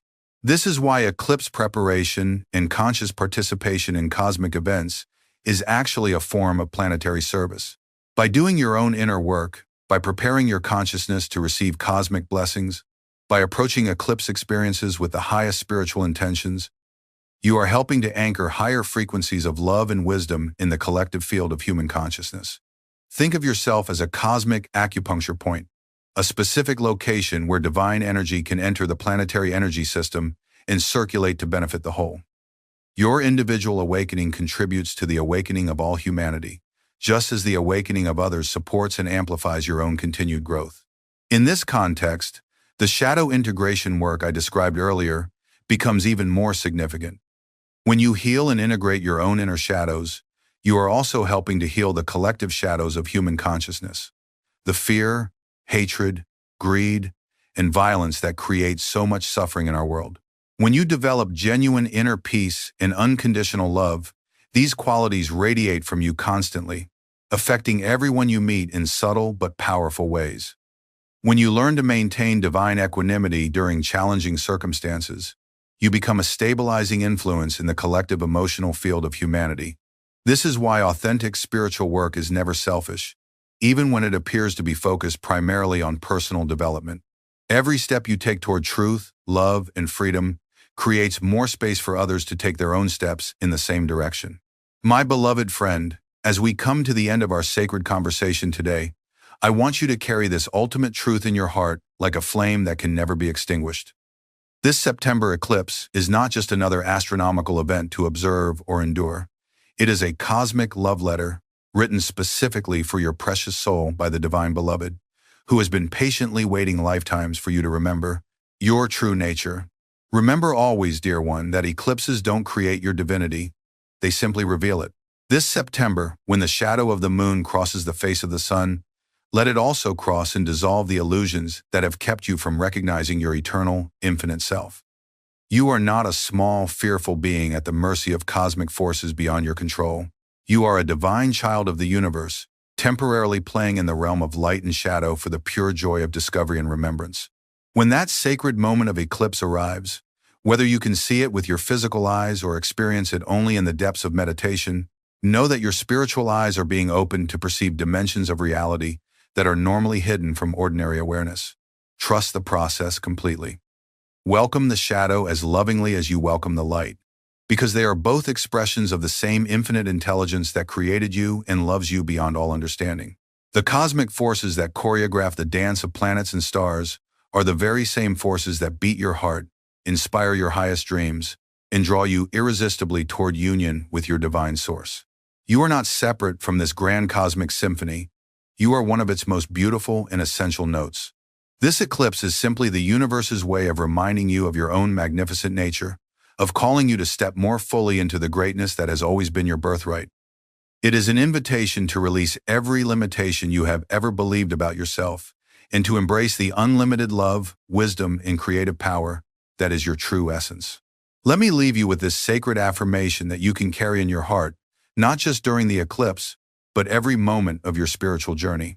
Practice it daily, but more importantly, feel it as the deepest truth of your being. I am the light that no shadow can diminish. I am the love that no fear can conquer. I am the eternal soul that every eclipse awakens to its infinite potential. In light and shadow, in joy and sorrow, in this eclipse and beyond all eclipses, I am forever one with the divine beloved who is the source and substance of all existence. Practice this affirmation not just as words to be repeated, but as a living truth to be embodied. Feel it resonating in every cell of your body, every corner of your consciousness. Let it become the foundation upon which you build your understanding of who you really are and why you chose to be here during these extraordinary times. You are so much more magnificent than you have ever dared to imagine, my dear devotee. This eclipse is going to help you remember that magnificence in ways that will transform not just how you see yourself, but how you see everyone and everything around you. You are ready for this transformation. Your soul has been preparing for this moment across countless lifetimes.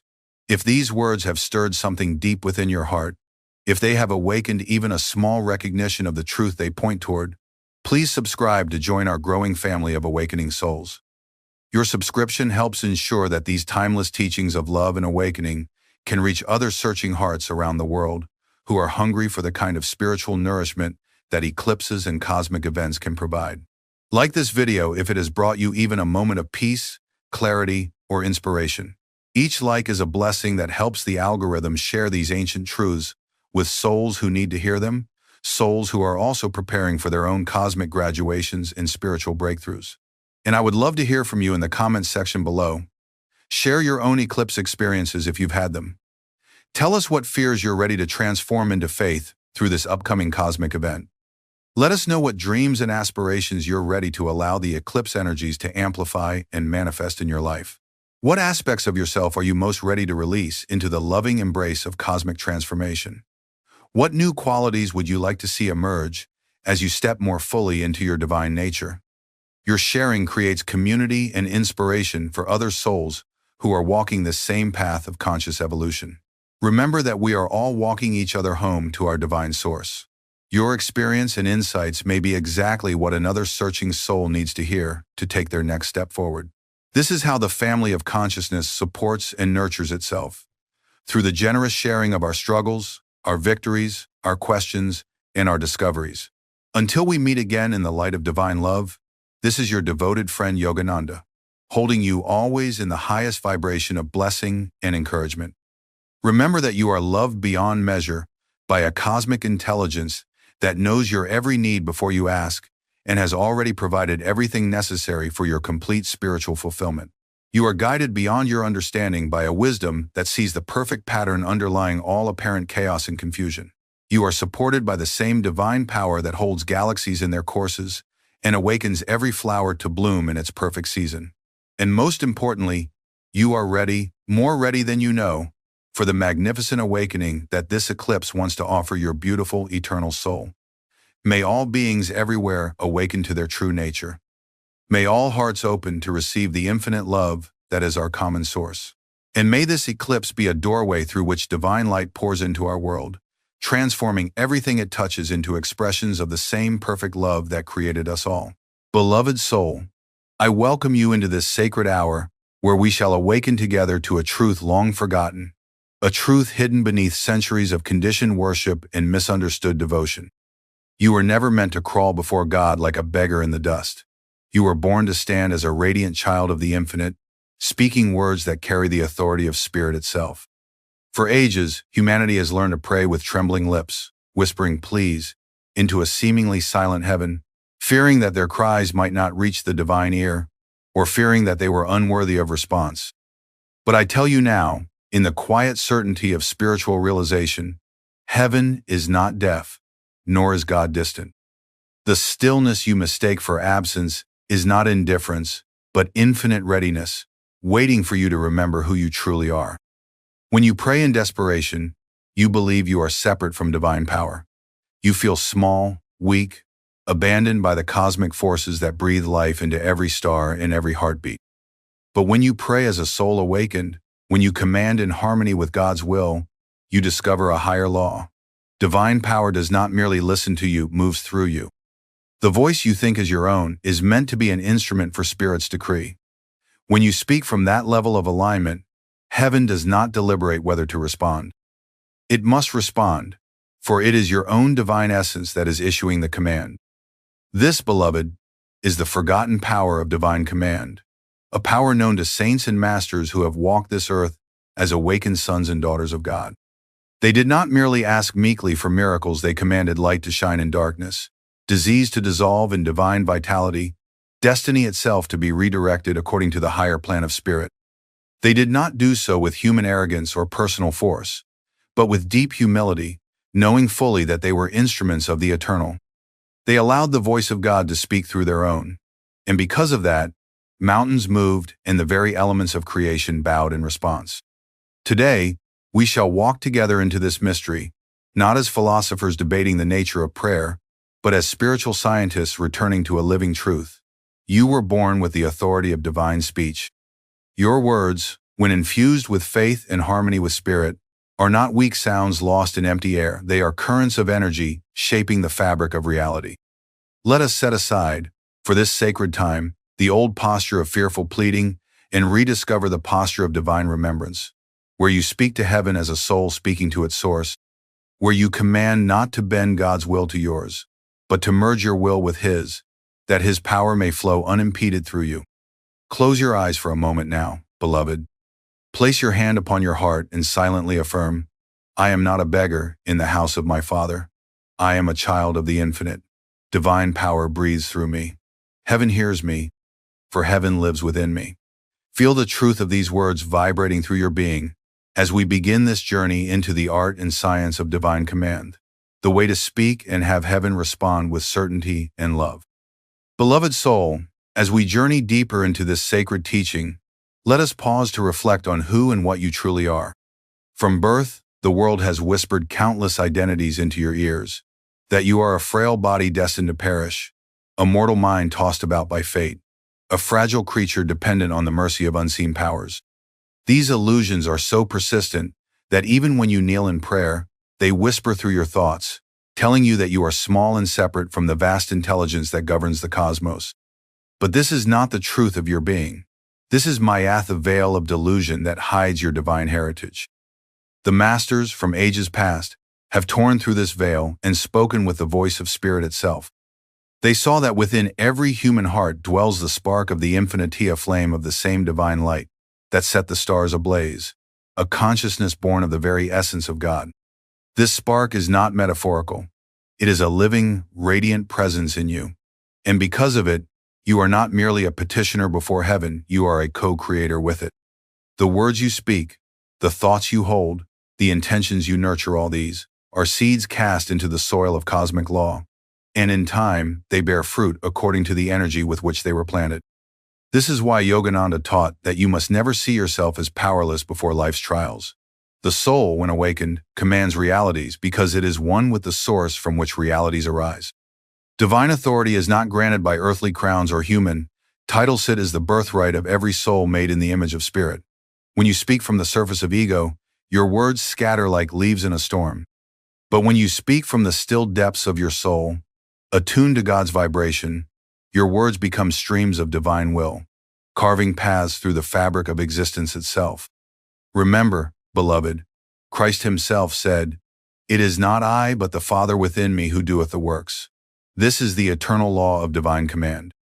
It is never the frail human personality that moves heaven and earth. It is the soul aligned with Spirit, allowing God to act through it. When your consciousness rises from the dark soil of fear and doubt and blossoms in the light of this realization, you begin to see prayer not as a desperate cry to a distant God, but as a dialogue of oneness, where your voice carries the authority of divine truth. Imagine now, beloved, a prince wandering lost in a forest, forgetting that he is heir to a kingdom. When he meets a servant of the palace and asks for bread with trembling hands, the servant is surprised, for he knows the prince has every right to command a feast prepared. In the same way, heaven waits patiently for you to remember your soul's royalty. It listens to every humble plea, yes, but it rejoices when you speak with the authority of divine remembrance, knowing that in such moments you have awakened to the truth. You and the Father are not two, but one. Hold this truth in your heart now. I am not separate from divine power. I am its vessel, its instrument, its radiant expression. With this knowing, let us move further, beloved, to see why so much of human prayer fails to bear fruit, and why pleading from fear can never unlock the gates of heaven's infinite response. Beloved soul, as we lift our consciousness higher, we must speak plainly about the sorrowful habit that has diminished prayer for countless seekers, the habit of pleading as though God were a stern monarch to be convinced, rather than the ever-present friend of your soul. When the heart is heavy with fear or desperation, it naturally reaches upward for help, yet because of the fog of delusion, it often does so in a way that weakens rather than strengthens its connection to spirit. This is why many prayers seem unanswered, why cries of despair echo into silence, not because God ignores them, but because the vibration of such prayer is out of harmony with divine law. Consider, beloved, how pleading prayer is shaped. It often arises from the thought, I am powerless, I am unworthy, I am separate from divine good, and perhaps, if I cry enough, God might take pity on me. This vibration is steeped in doubt and rooted in ignorance of your own divinity. Words uttered from this consciousness do not move with the creative force of spirit. They sink under the weight of fear. The cosmic law responds not to words alone, but to the energy, the conviction, and the divine alignment behind them. When prayer is wrapped in disbelief, it cannot pierce the clouds of Maya to reach the realm of divine certainty. Yogananda often taught that prayer is not meant to beg, but to awaken remembrance. Imagine a child standing before a loving parent, trembling as though asking for something forbidden. The parent would wish the child to know their love, to speak boldly and joyfully, knowing they are cherished. Similarly, God does not need to be persuaded to love or to bless you. The infinite already holds you in eternal compassion. The true purpose of prayer is not to change God's will, but to lift your consciousness into alignment with it, where blessings already flow like rivers of light. When you plead from fear, beloved, you affirm separation. You declare silently that spirit is far away, that miracles are uncertain, that divine power is something you must coax into action. But when you command in faith, you affirm oneness. You say silently, Father, I know thy power flows through me. Thy light fills this moment. Thy will is already done. Such a declaration carries certainty, and heaven responds not because it has been convinced, but because it has been recognized. This is why masters never prayed as beggars. They stood in stillness, centered in the spiritual eye, and felt the vibration of God's presence. From that attunement, they spoke simple, potent words, not elaborate pleas, but affirmations of divine reality. And because their consciousness resonated with spirit, their words reshaped matter, healed disease, calmed storms, and transformed destiny itself. Understand this, beloved. You do not need to shout to reach God. You do not need to chain your prayers with doubt or endless repetition. What you need is the vibration of divine certainty, the upward command of a soul remembering its unity with the infinite. When prayer rises from this state, it is not merely heard, it is fulfilled instantly, for it is spirit speaking to spirit, truth declaring itself through your own awakened being. Hold this new understanding close. I shall no longer plead in fear. I shall command in faith, knowing my words are streams of divine will. Let us now step into the science of why this works, the hidden vibrational law that makes commanding prayer the most powerful spiritual force in existence. Beloved soul, to understand why divine command has such power, we must turn inward and observe the hidden mechanics of creation itself. The universe you see around you, mountains and rivers, planets and stars, even the very cells of your body did not arise from physical matter alone. It was spoken into existence by vibration. At the dawn of creation, God uttered the cosmic word, the eternal sound of Aum, and that divine vibration rippled outward through the silent void, condensing into light, energy, and finally, the forms we know as worlds and living beings. Every word you speak is an echo of that first divine command. Thoughts are vibrations of mind. Words are crystallized vibrations carried on the breath. And breath is infused with pranath, very life force that sustains creation. This is why your words are never just sounds. They are carriers of subtle energy that can heal or harm, uplift or darken, create or destroy. When you speak, even in ordinary conversation, you are shaping reality.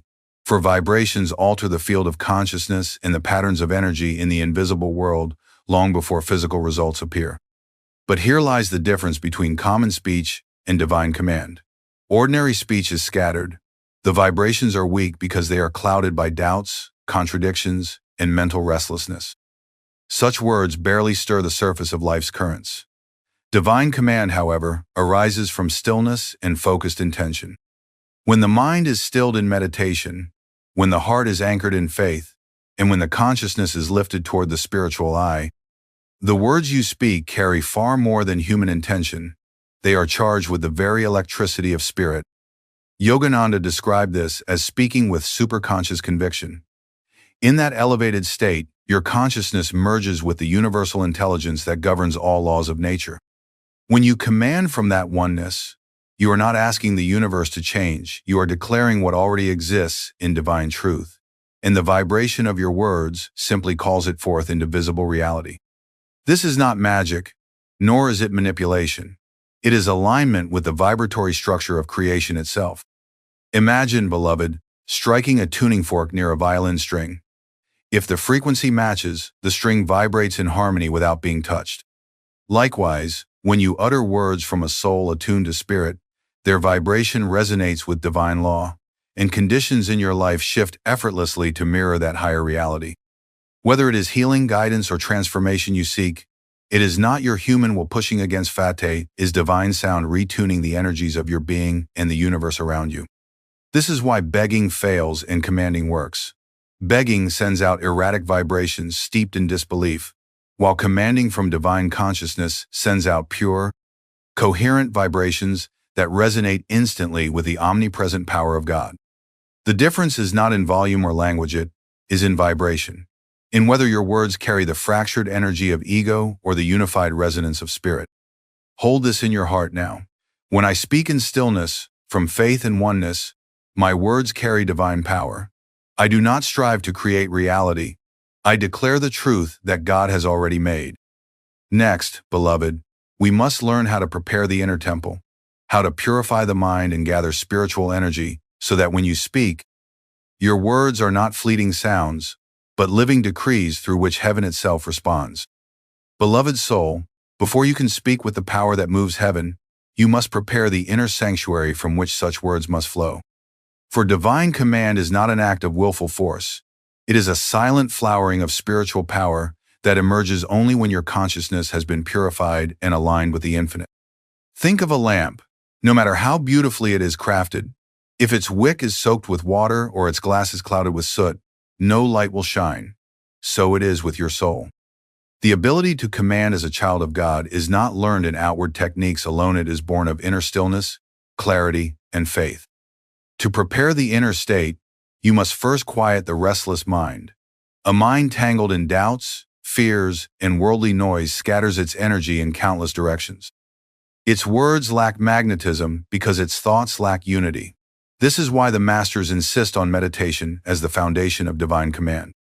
When you sit in silence, spine straight, breath slow and rhythmic, attention lifted gently to the point between the eyebrows, you are not merely relaxing, you are reclaiming the life force that was diffused in mental agitation.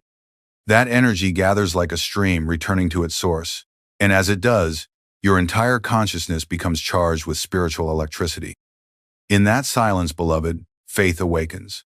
Not faith as blind belief or fragile hope, but faith as direct perception of God's nearness. You begin to feel the subtle hum of the infinite moving through your breath, your heartbeat, your very thoughts. When this inner communion is established, your words cease to be yours alone. They become vessels for a force far greater than the human mind can conjure. This is why a single phrase uttered by a master in such a state can heal what doctors deemed incurable, can shift destinies that seemed immovable. It is not the syllables themselves, but the concentrated divine energy flowing through them. Purity of intention is also essential. Heaven does not respond to commands born of egoic desire or selfish craving. The vibration of spirit cannot be summoned by attempts to dominate others or accumulate worldly gain for its own sake. Your heart must be steady in seeking truth, harmony, and upliftment for yourself and for all. When you speak from such a place of sincerity and love, the cosmic law responds with precision, because your command is already resonating with divine will. Even the body must participate in this preparation. Before uttering words of power, draw in several slow breaths. Inhale divine strength. Hold it a moment, feeling it gather like a radiant flame in your heart and spiritual eye. Exhale all traces of fear and smallness. This breath practice centers you, filling you with calm vitality. Then, silently affirm, I am not the doer.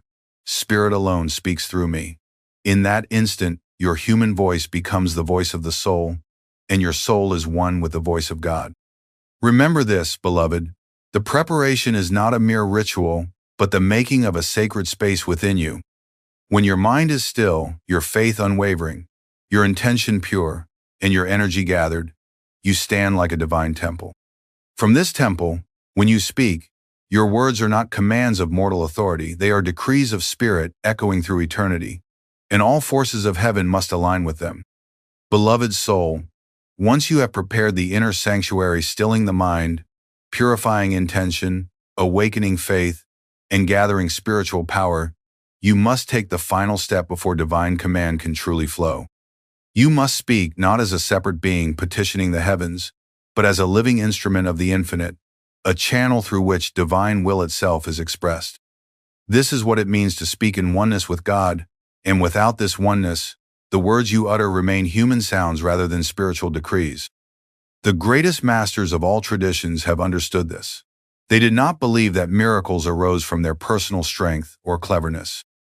They knew that when they spoke with authority, calming storms, healing bodies, altering destinies, it was not their limited personality commanding anything. It was spirit commanding through them, using their purified consciousness as a medium to bring divine intention into visible reality. This is why Yogananda often said, "When I say I will do something, I am not relying on my human power. It is God who has promised through me, and it cannot fail." To speak in this way, you must first merge your will with the divine will. Sit quietly in meditation and affirm inwardly, "Lord, let thy will be my will. Let thy words be my words. Let thy light shine through every thought and action." As you repeat this prayer, feel your small, anxious self dissolving like a drop into the boundless ocean of spirit. In that union, your desires are purified, and what remains is an alignment so perfect that you no longer wonder whether heaven will respond, for in truth, heaven and you are no longer two. When you are ready to speak, do not let your words rush forth impulsively.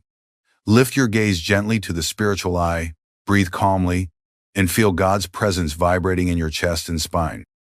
Imagine that each word you utter is not coming from your throat, but from the radiant center of divine power within you. Speak slowly, clearly, and with unwavering conviction, not with arrogance, but with the humility of a soul that knows it is voicing eternal truth. In that moment, your words cease to be sounds carried on air. They become streams of spiritual energy, shaping the unseen fabric of life.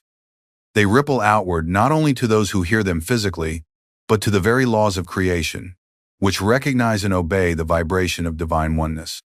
This is why a single command from an awakened soul can alter the course of nature, not because nature is forced into submission, but because it joyfully aligns with the will of God expressed through that soul. Beloved, speaking in oneness with God is the highest form of prayer. It does not plead, it does not doubt, and it does not grasp desperately for results. It simply declares what is already true in the eternal now. When you say, "Peace is here," while anchored in divine consciousness, you are not requesting peace, you are unveiling it. When you say, "Healing flows now," you are not begging for wellness, you are opening the channel through which Spirit's healing power pours freely into matter. Remember always, the words alone are nothing without oneness, but when oneness is present, even a whisper carries the thunder of heaven. Close your eyes now and silently affirm, Spirit speaks through me. I am one with the infinite. When I speak in faith and truth, it is God commanding, and all creation responds. Beloved soul, having understood that divine command flows from oneness with God, let us now turn to the practical way in which this oneness speaks, through affirmative declarations. The masters have always known that words carry the vibration of creation, and when spoken with unwavering faith and aligned with divine will, they do not merely request change, they become the change, instantly weaving spiritual power into the fabric of reality. Ordinary prayer often says, Please, Lord, grant me strength, as though strength is absent and must be fetched from some distant heaven. But affirmative declaration says, In the light of spirit, I am already strong, and in that moment, the soul remembers its eternal union with the source of all strength. The difference is profound. The first is a cry of separation. The second is a command of remembrance. When you affirm truth as already accomplished in spirit, you bypass the illusions of time and limitation, calling forth divine reality here and now. Yogananda demonstrated this power often. He would not say, I hope you are healed, but would declare boldly, By the power of God within you, you are healed. Such statements were not empty optimism. They were vibrations of realized truth. Because his consciousness dwelled in superconscious awareness, the words themselves carried divine energy. Many times, those who received these affirmations would feel currents of light streaming through their bodies, dissolving illness and sorrow, because heaven had been directly invoked through spoken truth. To practice this, beloved, you must learn to speak as though divine reality is already unfolding. This requires faith, but not blind faith, faith born of inner communion with Spirit. Before declaring anything, still your mind in meditation and lift your consciousness upward. From that silence, affirm what you know God's will to be: health, peace, wisdom, abundance, love. Say it aloud with calm conviction, letting each word resonate through your chest and spiritual eye. Feel the vibration of the declaration moving through your breath and filling the space around you. For example, instead of saying, Lord, bring me peace, declare, in thy light, peace fills my heart now. Instead of pleading, God, help me find clarity, affirm, in thy presence, divine clarity illumines my mind. When such words are spoken not as human hope but as spiritual knowing, they are not wishes, they are divine decrees. And the universe itself must bend to their vibration because they are echoes of the original word that created all things. Beloved, begin now to replace weak, wavering speech with strong, affirmative declarations born of prayerful stillness. Practice daily, not to bend God's will to yours, but to lift your consciousness to where you and the divine are one. From that high vantage, you do not need to plead for miracles. You become the channel through which miracles naturally flow. Close your eyes and affirm silently with me. I speak as a soul in God. My words are divine vibrations of truth. When I declare with faith and love, heaven itself responds, for heaven lives within me. Beloved soul, now that you understand the power of affirmative declarations, let us step into one of the most profound ways this divine command can manifest through healing and transformation. Healing is not only the mending of flesh or the quieting of pain, it is the restoration of harmony between the soul and the laws of spirit. When you command healing, you do not bend nature to your personal desire. You call forth the natural state of divine wholeness that has always existed beneath the surface of illness and disharmony. Yogananda often reminded his disciples that sickness begins in consciousness long before it touches the body. Restlessness, fear, and negative thought patterns disturb the flow of prana, the life force, creating energetic knots that eventually manifest as disease. If illness begins in vibration, it must be healed in vibration. This is why commanding healing is far more effective than begging for it. When you plead, you unconsciously affirm weakness, separation, and helplessness. But when you command healing with the authority of divine oneness, you send a focused current of spiritual energy through every cell, awakening its innate intelligence and burning away disharmony like morning sunlight dispels mist. Consider the way Yogananda healed a young boy afflicted with paralysis. He did not stand by the bedside and say softly, I hope God heals you. He placed his hand on the boy's head, his eyes blazing with the light of spirit, and declared, "By the power of the infinite, you are well." In that instant, divine energy surged through the boy's body, restoring strength to muscles long frozen by fear and karmic blockage. The words themselves carried the force of spirit because they were not human sounds. They were divine command vibrating from a master's attunement to God. You too, beloved, can begin to awaken this power within yourself. The process begins in stillness. Sit in meditation, quiet the restless mind, and inwardly visualize a radiant light descending from the spiritual eye into the body or the person you wish to bless.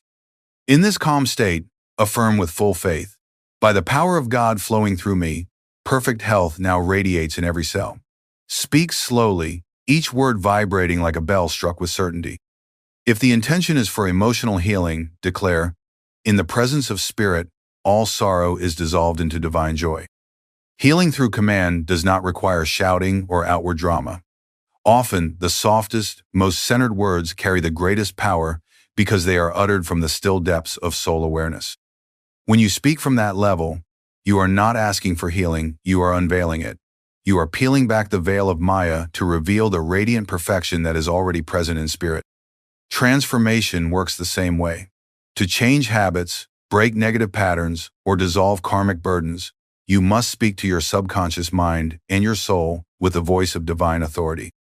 Instead of saying, "I wish I could change," affirm, "By the light of the infinite within me, I am transformed now." Speak these words not as a frail human trying to persuade yourself, but as a soul commanding your own consciousness to rise to its rightful divine state. Remember, beloved, the power of healing and transformation is not yours personally. It flows through you as you surrender to God's will and unite your words with the eternal word that shaped the cosmos. When you command healing in this spirit of humility and faith, heaven responds instantly, and the currents of spirit flow through your being like a river of luminous vitality, carrying restoration wherever they are directed. Beloved soul, just as divine command can heal the body and uplift the mind, it can also reach into the invisible threads of karma and circumstance, altering the flow of your destiny itself. Many imagine that destiny is a fixed stone, carved immovably by past actions and lifetimes of thought and desire. But the masters, who have peered into the vast tapestry of cosmic law, teach otherwise. Karma is not a prison, it is a malleable energy, constantly shaped by the vibrations of your consciousness in this very moment. When you speak with divine authority, your words can redirect that flow, transforming seeming inevitabilities into pathways of light. Most souls move through life passively, allowing karma to toss them like leaves in the wind. They speak weakly of misfortune, saying, "This is just my fate," and their words further entrench the very patterns they wish to escape. But an awakened soul knows that destiny bends to spiritual will aligned with God. Yogananda himself would often declare, "Change your consciousness and you change your fate." And because his words resonated with divine truth, entire courses of life shifted like rivers rerouted by a master engineer of spirit. When commanding destiny, beloved, you must first feel in your heart that you are not a victim of forces outside yourself. The same cosmic intelligence that arranged the stars is alive within you, waiting for you to remember your union with it. Stand in that realization and speak not as one trapped by past karma, but as a soul infused with the freedom of spirit. Lift your gaze to the spiritual eye, draw a deep breath of divine power, and with calm authority declare, "By the power of God within me, I break all chains of darkness. Divine light clears my path, and my destiny unfolds in perfect harmony with spirit." These are not mere affirmations to comfort the mind. Spoken with faith and alignment, they send ripples through the astral and causal worlds, where karma resides as patterns of vibration. When those patterns encounter the higher frequency of divine command, they begin to dissolve or reconfigure, opening doors that seemed forever closed and bringing unseen blessings into view. Many disciples of great masters have testified that a single, faith-filled command redirected the course of their lives from failure to success, from despair to purpose, from bondage to liberation. But remember, commanding destiny is not about bending the universe to egoic desire. It is about aligning your earthly path with the eternal will of God. When you command in this way, you are not forcing your destiny. you are unveiling its highest, most divine expression. Your words become rays of light that pierce through karmic clouds, revealing the luminous road your soul was meant to walk all along. Beloved, never again resign yourself to dark fate without lifting your consciousness. Never believe that past mistakes must dictate future suffering. Speak with the certainty of a child of the infinite. I walk in divine freedom now. No shadow of karma can bind me. God's power shapes my destiny this day and forevermore. When you do this with true oneness of soul and spirit, heaven responds instantly, for heaven's will has always been your highest good. Beloved soul, knowing these truths is only the beginning. Divine command is not a single act performed in desperation. It is a spiritual discipline, a sacred rhythm woven into the fabric of your daily life. Just as a musician masters their art by practicing each day until the instrument becomes an extension of their soul, you must train your consciousness to speak as Spirit speaks, until every word carries the living vibration of divine power. Begin each morning in silence. Before the world's noise rushes into your mind, sit upright, close your eyes, and lift your gaze to the spiritual eye, the divine gateway between your eyebrows. Take several deep, calm breaths. As you inhale, feel that you are drawing in the infinite power of spirit.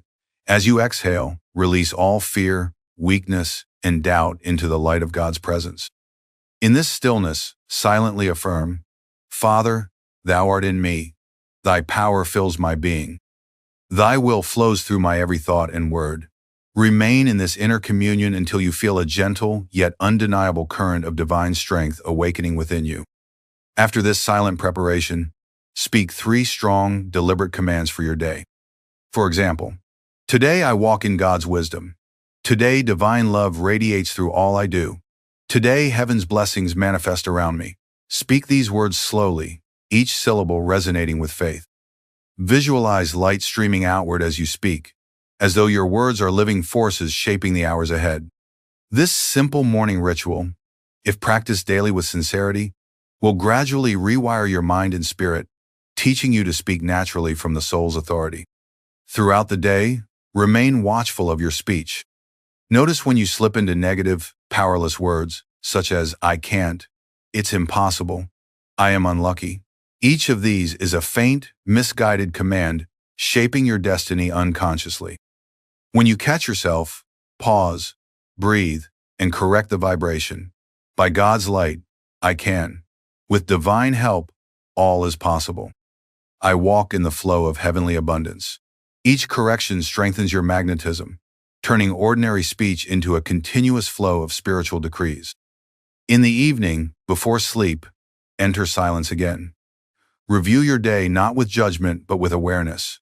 Where did you speak from fear, and where did you speak from faith?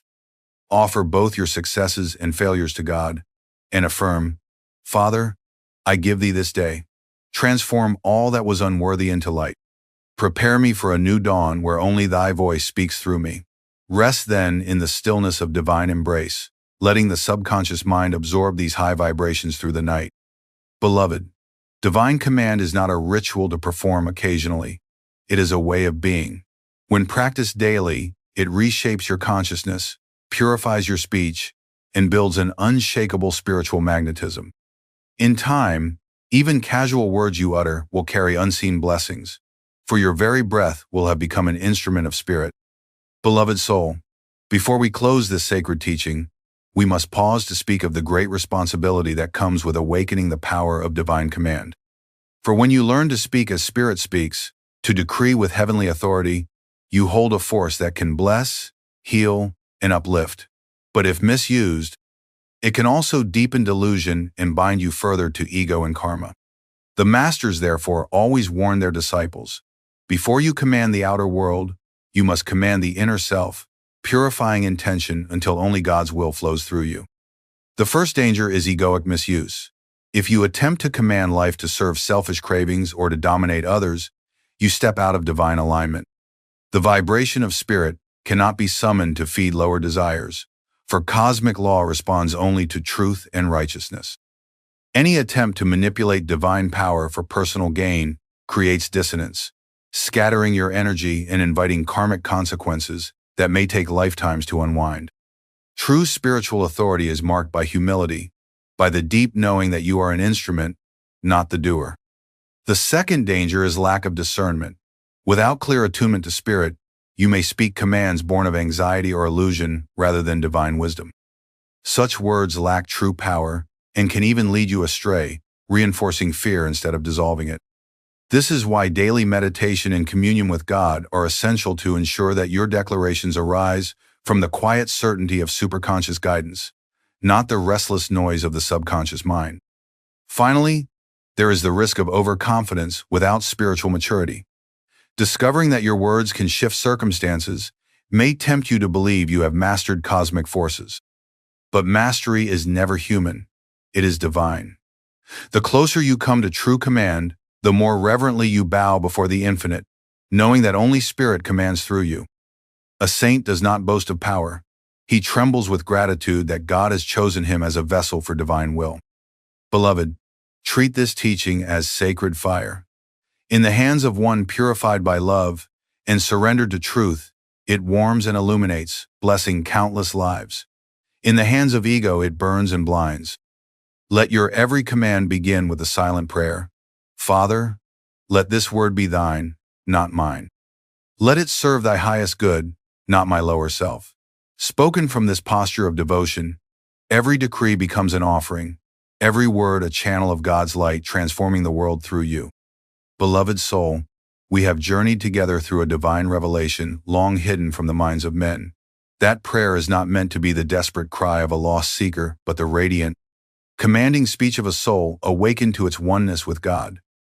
You have learned that pleading is born of fear, while divine command flows from stillness, faith, and unity with spirit.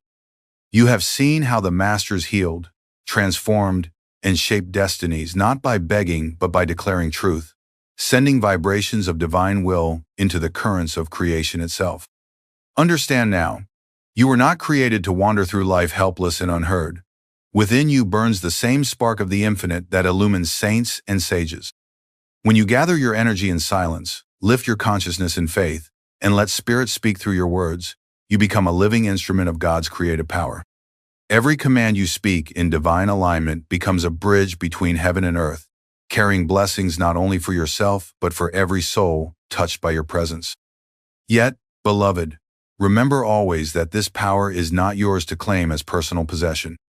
It belongs to God alone, and it moves through you only when you are emptied of ego, purified by devotion, and surrendered fully to divine will.